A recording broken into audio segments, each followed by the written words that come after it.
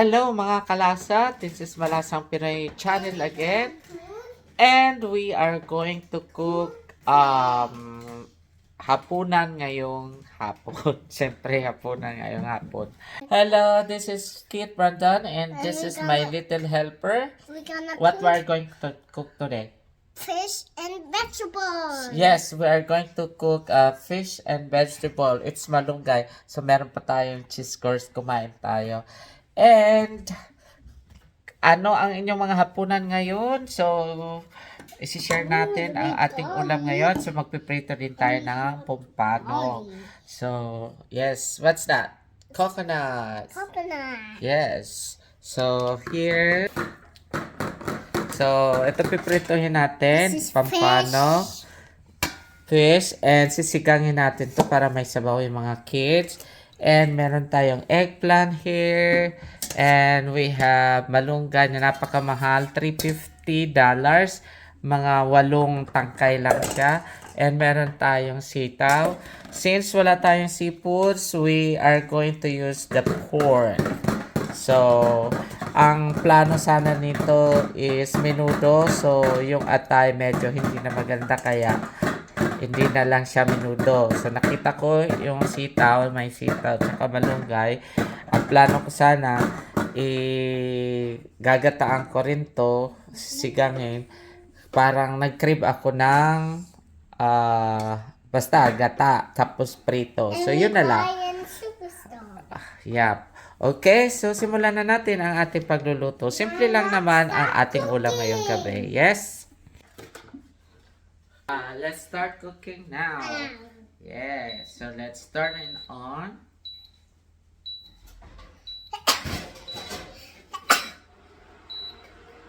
Yan. So, isusutay lang natin ang garlic, onion, and ginger.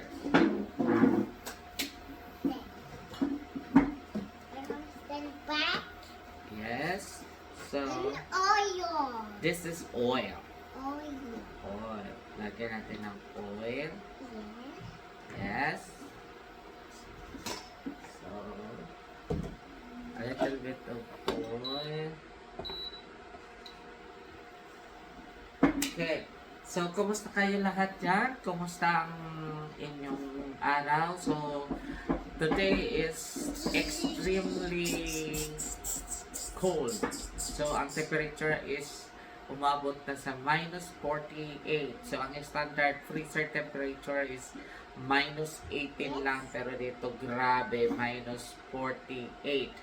And Alberta, napakalamig din. So, umabot na siya ng minus 50.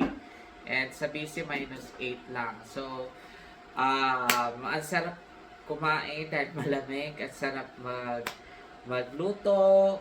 Yeah, tapos magtamad-tamaran. Lugaw. Pero, ito yung naisip natin na lutoy kasi matagal na ako hindi nakakakain ng gata. Alam mo naman yung mga Bicolano, hindi kompleto ang isang linggo nila pag hindi nakakain ng gata. But, our gata is nasa lata. Okay. So, Brandon is with me again today. He gonna help me. Right? You wanna be a chef too? Huh? Okay. So, gagamit tayo ng wooden kutsara, wooden spoon na tawag na, spatula. Kasi maingay pag nagluluto ako, mabigat yung aking kamay. So, let's saute now the garlic. Yes. The garlic. Then, sunod na natin yung ating onion and garlic. Yes. So, hindi ganun kadali ang magpo-food vlogging kasi alam nyo ba kung bakit? Lalo na ako nagluluto, ako pa nagka-camera, ako pa nag-edit. Tapos, don't cook it. Tapos yung instead na 30 minutes lang lulutuin, umaabot ng 2 hours yan. Kasi, hahanapan mo pa ng magandang angle. Angel. Sunod na natin yung ating pork. Yan. Yan ang halo natin. So, dinamihan natin kasi para isang linggong pag-ibig na yan. Isang linggong pag-ibig. So, pwede siyang seafood din. O, huwag ka magulo. So, it's up to you kung anong gusto nyo ihalo. Kadalasan, seafoods like hipon, crab, tinapa, This fish. and yeah. So, depends. Parang nagkarip ako ng prito. Fish. So, I'm going to fry this kung paano na around mga 500 pesos to 600 pesos ata to. Napakamahal. And yung ulo, gagawin natin ng sinigang. So, takpan natin. Haluan muna natin. Then, simmer natin ng about 35 to 40 degrees. 35 to 40 minutes lang. Tapos, medium flame lang. Okay? So, medyo magulo ang aking camera kasi nakaakbay sa akin si Kit. Okay, while we are waiting the pork para lumambot, we're going to fry again the pompano. Okay. Ang pogi naman ng baby ko. Pogi, Brandon. Brandon is? Poopy. Pogi. Kiss, nice. So, love ko yan si Brandon. Oh. Pogi ng anak ko. Nagmana talaga sa daddy. Okay, let's fry the pompano. So, dito naman sa side, magpa-fry tayo ng ating fish. Pompano. Yeah. So, ayan, mga oil na. Hintayin natin siya para uminit. Ayan, ready to fry. Okay, Kate, you wanna sing something? Can you sing something? I have two hands. The left and the right. All the left fox and clear and white. One, so deep. 1, 2, 3. Take the hands and go to sea. Wow, good job. So sweet ng anak ko. Grabe. Okay, so let's start frying now. Fish. So, yung ulo, sisigangin natin. So, ang ipa-fry lang natin ay yung katawan. So, hindi pa masyado mainit. Pero, okay na. Yan. So, bago yung oil na yan. So, nagamit tayo ng bagong oil para hindi siya mag-accumulate yung pinagpituan natin ng lumpia. So, magastos. So, at this time, sabay-sabay na natin iluluto. Nagpa-fry tayo and then pinapalambot natin yung baboy here. And isisigang naman natin yung ulo ng avocado. So, maghihiwa lang tayo ng onion and tomato. Yan. Para marami tayong ulam. Yung isang isda, marami yan na mauulam kasi para masaya. So, para yung kids, meron din silang sabaw. Okay?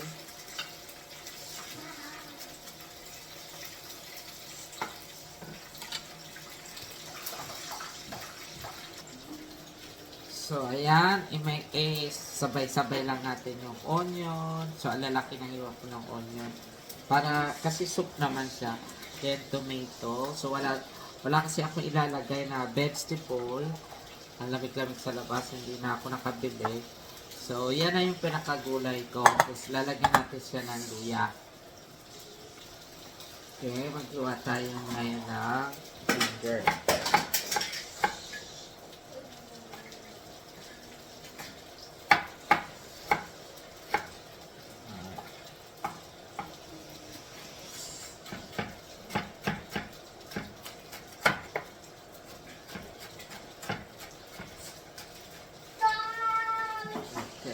Isama na lang natin.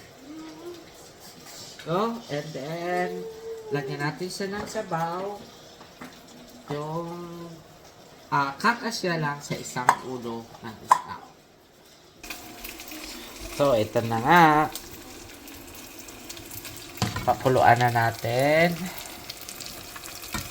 So, may sinigang tayo, may prinito at may gata ngayong gabi. So, yan. So, babalik rin na natin yung ating fish. Okay, balik rin na natin. Wow! Sarap ng kain na naman ito. Eksakto sa malamig na panahon. So, di ba, sarap kumain. So, paminsan-minsan lang naman. Ngayon lang ulit tayo nakapagluto ng ulam dahil wala party. Bukas pala merong party. So, na-invite na naman tayo. And next week. So, sa pagpo-food vlogging, napakahirap kasi yung yung time mo sa pagluluto na a-adjust. So, hindi biro. Kasi ikaw na director, ikaw pa yung writer, ikaw pa yung cameraman, mag-i-edit ka pa. So, napakahirap. Minsan nga, nasusunog na nga yung niluluto ko dahil siyempre, nagdadaldal ka. So, habang hinihintay natin yung maluto, yung piniprito natin, so magkwentuhan tayo. So, hanga ako doon sa mga food vloggers na matyaga. Kasi minsan aabutan ka talaga ng katam. Yung parang tinatamad ka, hindi lang sa minsan pagod ka na. Tapos, ayan, sikit. Dahil ang sikit, lagi nakasubaybay sa akin yan. Gustong gusto niya lagi yan na nag-a-assist. Right? And pag nakita niya na hinahanda ko na yung mga gamit, tapos yung camera, yung tripod, magtatanong na yan kung may live or ano, siya na yung nagsasabi na tutulong daw siya. Yeah. So, are you going to eat that one? The vegetable, the pork, and the fish you wanna eat? Or the soup? You don't like? So, ayaw niya. Pero gusto lang niya manggulo. So, ayan na si Mami. Ayan. Dumating na si Mami. Yes. Dumating na si Mami. So, mamaya, ayan siya. Oh, sobrang lamig. Ayan. Hi. Oh, sobrang lamig. So, di pa ako luto. Nandito ng aking asawa. Alright. So, hahati-hatiin lang natin to. Lagay natin sa sinigang, yung sitaw, yung malunggay, and yung talong. Kasi wala tayong gulay doon sa sigang. Ang soup naman, kahit naman anong available na vegetable that you can add doon sa soup na ginagawa nyo. As long as makuha nyo yung lasa ng sabaw at siyempre yung mga bata. So, silipin natin yung ating pork. So, siguro mga 15 minutes pa yan. Okay. 15 minutes. Yes.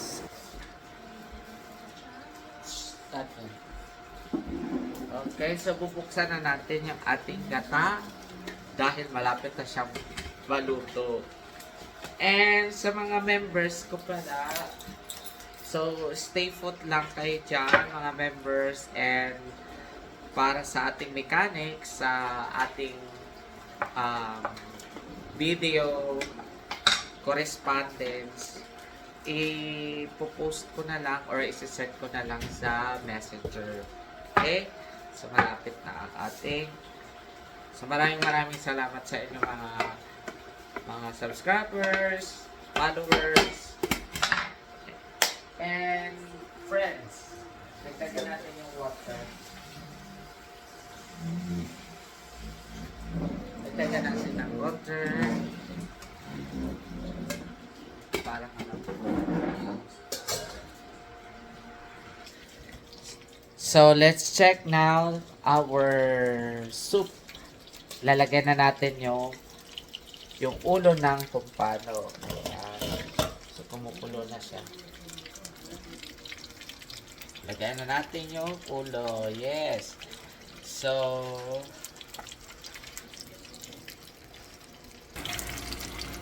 takpan lang natin siya ng konti. Ayan. So, mga 5 minutes siguro luto na yung fish. Okay, lagyan na natin yung konting gulay. So, pare-parehas ang ulam na ang sahog. Konting sitaw para may gulay siya. Siyempre, malunggay din. Ang pakamahal ng malunggay. So, $350 yung malunggay ko. Ay, 8 piraso lang. So, talong. Ayan. So, okay na yan. Mikos-mikos lang yan. Tapos, yung pagpaasim, saka natin siya lalagyan. Okay. There you go. Para may gulay. Magmukhang sinigang. Tapos, the rest, sa gata naman. So, idea lang yan. Kung gusto mo ng maraming putahe sa iyong lamesa, may prinito, may sinigang, may gata. So, yun talaga na best. Para marami tayong variety. So, lalagyan na natin siya ng pampaasim. Meron ako dito sinigang sa kalamansi. Ayan. So, if you have real lemon juice, mas masarap yun. Kasi ito, calamansi flavor. So, may salt na siya.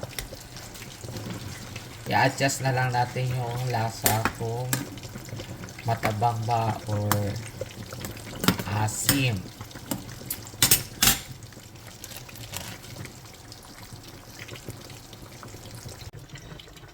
So, titikman na natin yung ating sinigang.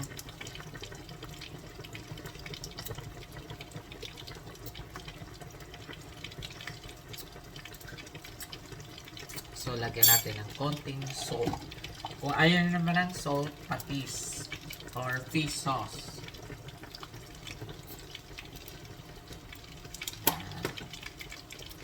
Para masarap ang kain. Masarap to may sausawan yung patis, chili, para mapaparami kayo ng rice. So, i-check naman natin ngayon ang ating pork para sa ating kinataang sitaw, malunggay, and eggplant. Now it's next. Oh, Is this one. yeah. Just a second. Okay? So, haluin natin. So, later, mga 5 minutes pa, lalakasan nating apoy para matuyo-tuyo ng konti para hindi siya masabaw. Ano muna tayo? Buksan natin yung coconut. Yes. Coconut. Yeah, so this is the only coconut here. And bun. Nasa lata.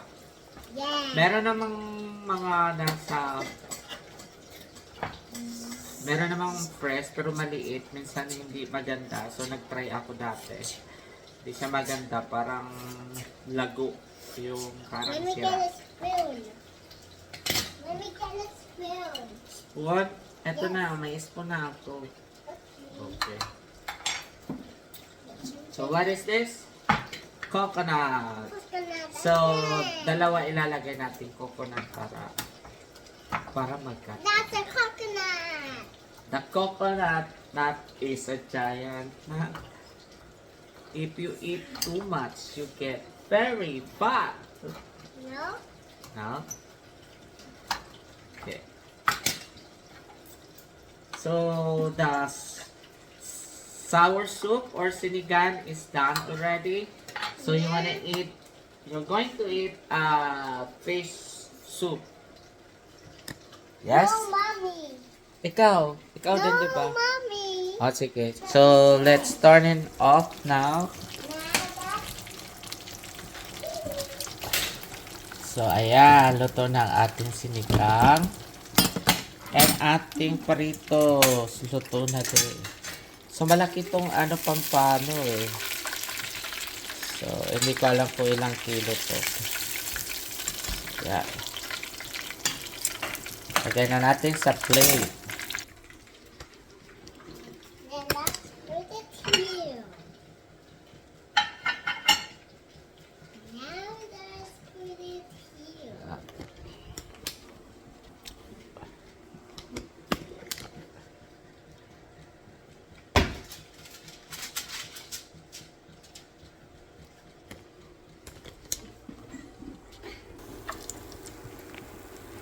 Ayan. Lagay na natin ito.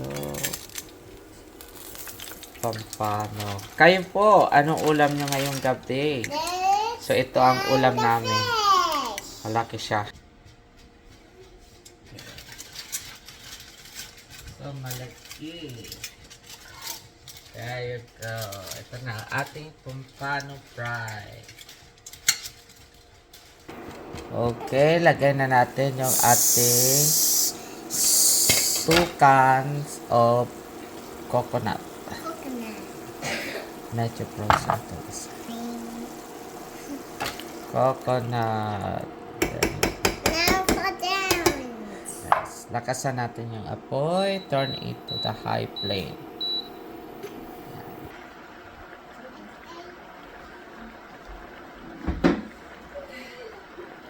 Okay.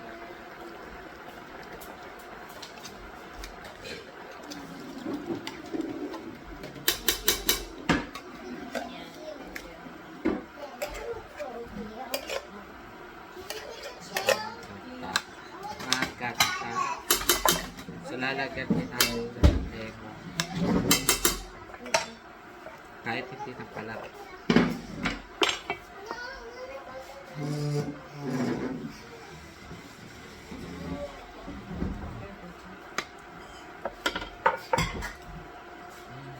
Done. Eat So let's eat na. now. Yay! Our food is done. You wanna eat now? No? Okay. I'm full now. So, ito para good for diabetic. The black rice. So, add natin na pork cubes. It's optional if you don't want na mga seasoning, pwede just salt or fish sauce. Pakuluan lang natin yung ating gata. Yan. And the pepper's very hot.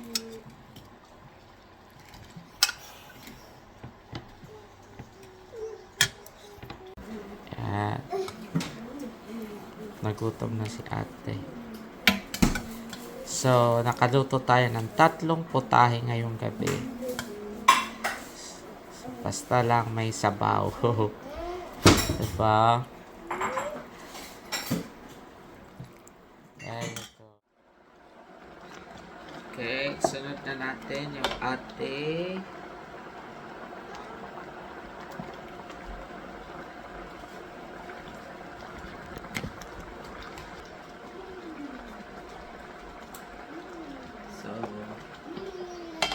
let's add now the eggplant.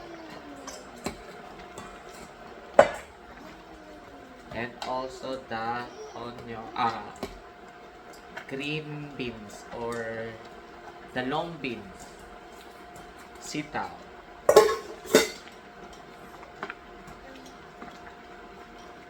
Sabay-sabay na natin yan. Kasi yung malunggay, matagal din siya maluto. Ewan ko bakit. Matagal siya lutuin. Ayan.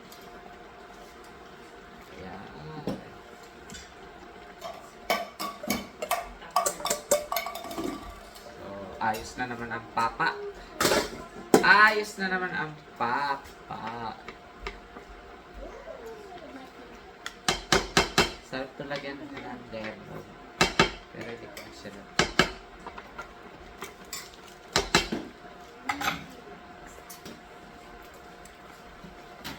Alright. right. So, how does it taste, ate? Good. Good. Sarap. Sarap. Yeah. So, enjoy sila kumain. Enjoy si mami din. Oh. Sarap magkamay. So, yan. So, 3 putahe ang nagawa natin ngayong gabi. So, enjoy. So, meron tayong tirang tinapa. Yung ulo ng tinapa. So, para magkalasa.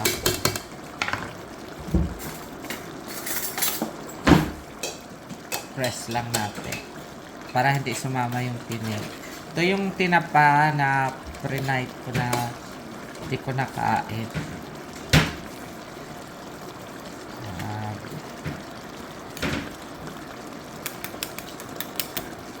Ito. And then, lemon squeeze.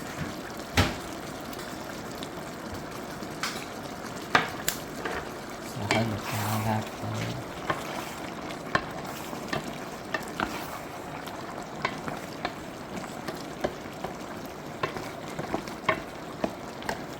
Ayan. Ito na siya. Ito na luto.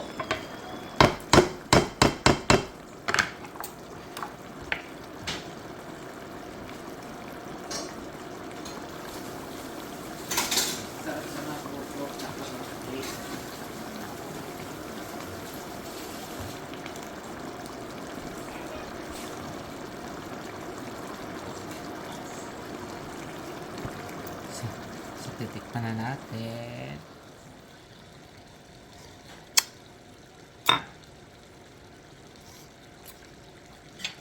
The best. The best, the best. Lagyan natin ng konti pang lemon. Ayan, luto na ang ating ginataang mixed vegetable. Yan, mag-portion na tayo ng ating kakainin. Wow! It's so good. Paparami na naman tayo ng kain tonight. So, yung mga mahilig sa gata dyan, yan, this is for you na may smoked fish. Go. Wow, so yummy, magata. Kain na tayo. Yan, perfect sa tag-ulan.